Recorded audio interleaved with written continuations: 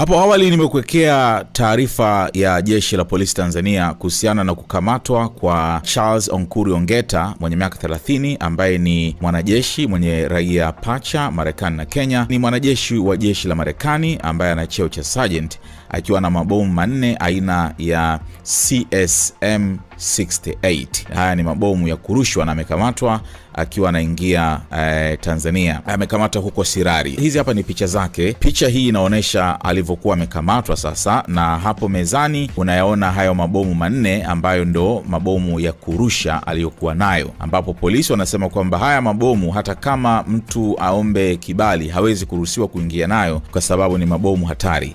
So haya ndio mabomu yake ambayo amekamatwa nayo. Hapa ni bila shaka ni katika kituo cha polisi akiwa amepigwa picha hiyo. Lakini pia hii hapa ni picha akiwa sasa jeshini. Unaona hapa ni US Army, jina lake Ongeta, akiwa kwenye majukumu yake ya kazi.